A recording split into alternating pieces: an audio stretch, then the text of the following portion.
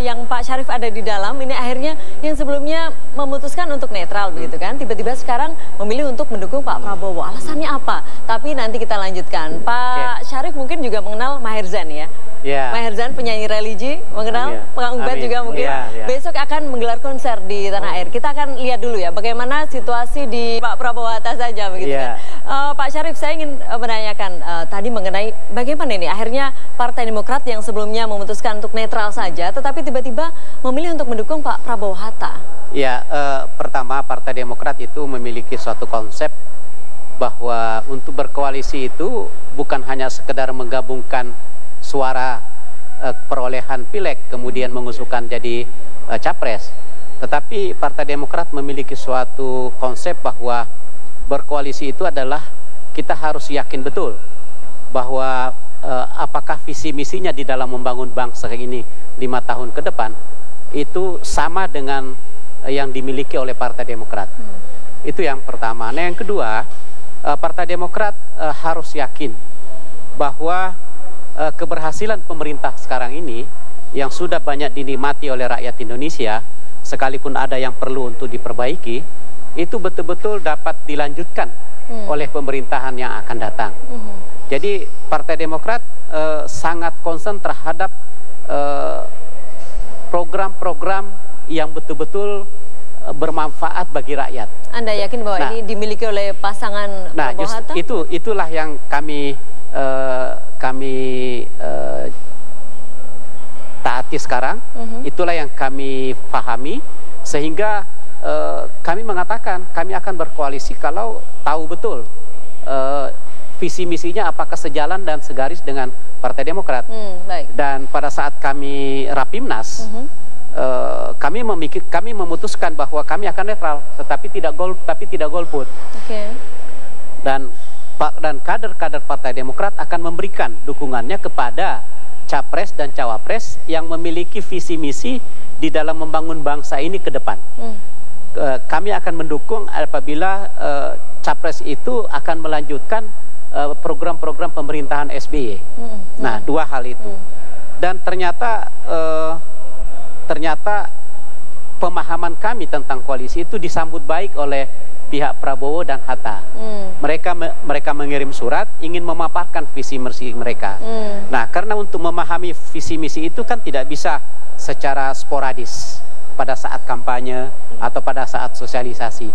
Kami ingin secara komprehensif, mulai dari kebijakan ekonomi, kebijakan kesejahteraan rakyat, kebijakan politik luar negeri, kemudian kebijakan dalam kesejahteraan sosial. Jadi semua aspek, dan itu tidak bisa kita pahami hanya dalam keadaan sporadis saja. Dan ternyata Pak Prabowo dan Hatta menyikapi keinginan Partai Demokrat. Ya, pada titik mana akhirnya Demokrat yakin begitu Prabowo Hatta yang bisa mengusung ini, dan apakah ini kan seperti sudah di tahap-tahap akhir menjelang Pilpres begitu ya? Apakah karena sepertinya elektabilitas Prabowo Hatta mulai meningkat nih, kemudian Demokrat sama sekali tidak, sama sekali bukan itu pertimbangan. Nah, pertama, setelah kami mendengarkan visi misinya, kami mengambil kesimpulan bahwa ternyata visi misi Prabowo Hatta itu segaris dengan visi misi Partai Demokrat. Itu satu. Nah, pada saat itu kami minta supaya kader-kader kami mensosialisasikan itu kepada rakyat. Nah, itu artinya satu. ada perintah ya untuk seluruh jajaran dari Partai Demokrat untuk mendukung Prabowo Hatta saat ini. Kami ingin supaya visi misinya Prabowo Hatta itu juga ikut disosialisasikan. Tapi bagaimana Pak Syarif? Kemudian, di dalam kan kita tahu ada beberapa yang juga mendukung Pak Jokowi. Kemudian justru mereka yang pergi ke Jokowi saat itu adalah pribadi, dan kami sudah mengatakan tidak boleh membawa atribut partai. Nah, di dalam sosialisasi itu, kemudian setelah memasuki masa kampanye, kami mengamati terus bagaimana Pak Prabowo dan Hatta ini dalam berkomunikasi dengan rakyat, di dalam memberikan komitmen dan orasi kampanye kepada rakyat. Ternyata kami mengikuti, kami mendalami, dan semua kader-kader Partai Demokrat di seluruh Indonesia itu melihat ternyata Pak Prabowo dan Pak Hatta itu konsisten. Selalu mengatakan bahwa kinerja pemerintahan SBY ini harus kita lanjutkan. Baik Pak Syarif. Saya ke Kang Ubed. Kang Ubed, bagaimana kalau dari dari pendapat Anda melihatnya dari pihak luar begitu ya. Akhirnya Demokrat ini memilih ke Pak Prabowo ini karena apa? Lebih karena apa? Kalau tadi penjelasan Pak Syarif karena tadi yang sudah dijelaskan. Kalau Kang Ubed melihatnya bagaimana? Saya melihat karena ada beberapa faktor ya. Apa saja? Pertama misalnya karena sebetulnya ada ikatan kultural yang sejak lama dibangun oleh SBY. Beberapa kali SBY bertemu dengan Prabowo itu sebelum pemilu presiden. Nah, ikatan kultural yang mereka bangun karena sama-sama dulu backgroundnya adalah militer. Saya kira itu yang kemudian memiliki ikatan untuk menentukan pilihan.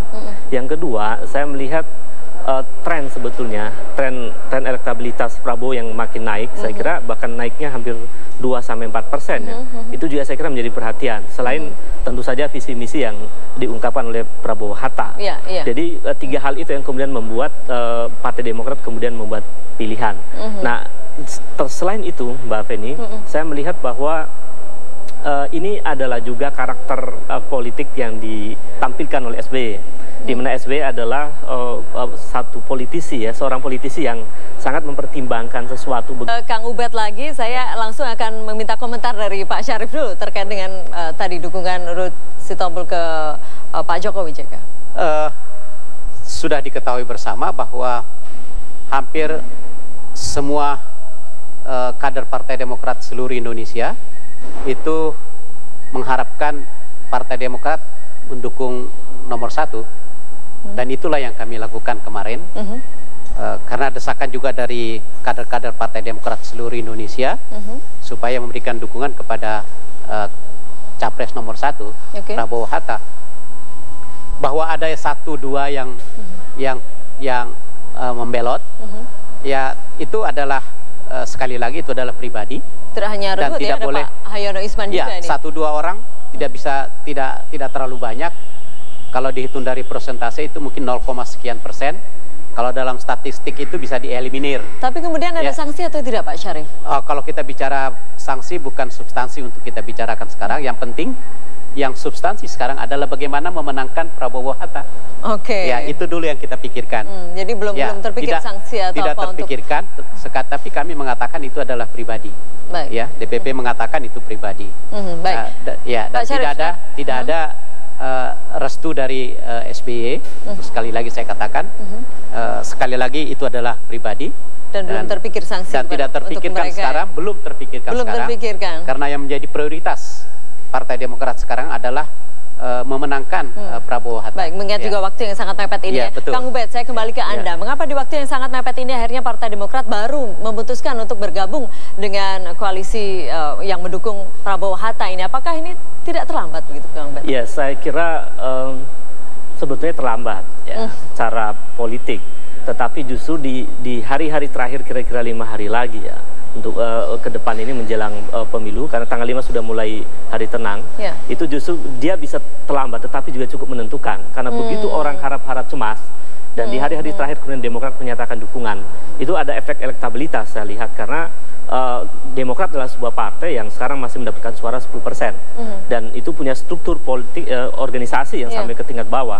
Jadi tetap meskipun terlambat dia punya posisi yang cukup strategis karena di hari-hari terakhir dan itu poin ya, kontribusi besar saya kira dari Partai Demokrat di hari-hari terakhir. Tetapi mengingat bahwa banyak juga terlalu jumlahnya begitu banyak begitu ya Partai Demokrat di seluruh Indonesia begitu. Ada beberapa yang akhirnya tidak setuju juga dengan keputusan Partai Demokrat yang mendukung Pak Prabowo Hatta. Ada yang seperti Pak Ruhut, kemudian Pak Haryono Isman tidak mendukung Pak Prabowo juga. Apakah ini kemudian membuat dukungan bagi Pak Prabowo ini tidak bulat begitu? Kalau di dalam struktur partai itu kan ada mesin partai ya sampai tingkat daerah. Itu biasanya bisa dikendalikan oleh elit politik di sebuah partai. Walaupun dalam waktu yang meskipun dalam waktu yang cukup dekat. Tetapi untuk anggota dan di luar pengurus misalnya atau di luar inisiatif pengurus, maka dia memiliki pilihan rasional dan itu tidak terlalu besar efeknya karena ketika struktur yang bekerja efeknya ke anggota, tetapi ketika individu yang bekerja maka dia adalah pilihan individual. Jadi itu yang membedakan antara mengapa Partai Demokrat secara organisatoris mereka jauh lebih punya pengaruh ketimbang Ruhut misalnya. Jadi ini yang membedakan saya kira dan ya ini efek dari kehati-hatian dari Ketua Umum SBY, ya. Sepertinya seperti itu. Apa memang seperti itu Pak Syarif? Ini karena begitu hati-hatinya Pak SBY akhirnya baru sekarang memutuskan bukan itu. Bukan karena itu. Tetapi betul-betul kami ingin mengetahui apakah visi misi itu hanya disampaikan pada saat tatap muka dengan kami. Kami juga ingin mengamati secara faktual bagaimana mereka mengembangkan, memaparkan itu pada saat mereka berkampanye. Karena pada saat mereka berkampanye dan memaparkan visi misinya yang segaris dengan Partai Demokrat, itu kan merupakan janji capres kepada rakyat. Dan saya yakin kalau itu sudah diucapkan di hadapan rakyat, pasti mereka akan melaksanakan. Dan itu yang kami ikuti. Saya mengikuti kampanye Pak Prabowo. Saya lihat dia di Medan, saya lihat dia di Lampung, Sumatera Selatan, saya juga lihat. Terakhir di gedung, saya juga melihat di gedung Gelora Bung Karno. Di situ dan terakhir kemarin saya lihat di kampanye di Bali, itu kami seluruh kader Partai Demokrat mengikuti betul testimoni beliau. Dan setiap dia kampanye dia selalu mengatakan, saya akan melanjutkan program-program kebijakan ekonomi Pak SBY. Kami sangat berterima kasih atas prestasi kerja yang telah dicapai oleh pemerintahan SBY. Dan kami akan meneruskan dan kami akan memperbaiki yang belum baik, dan kami akan melanjutkan yang belum disampaikan, yang belum selesai, dan kami akan tetap melanjutkan semua program-program yang ternyata bermanfaat bagi rakyat, sudah dinikmati oleh rakyat dan ditunggu-tunggu kembali oleh rakyat. Dapat dibayangkan ini adalah suatu janji kepada rakyat, dan ternyata semua itu ada kaitannya dengan visi misi daripada Partai Demokrat yang saat sekarang masih memerintah, alhamdulillah 10 tahun. Begitu banyak prestasi-prestasi yang dicapai oleh pemerintah ini yang patut harus kita jaga bersama.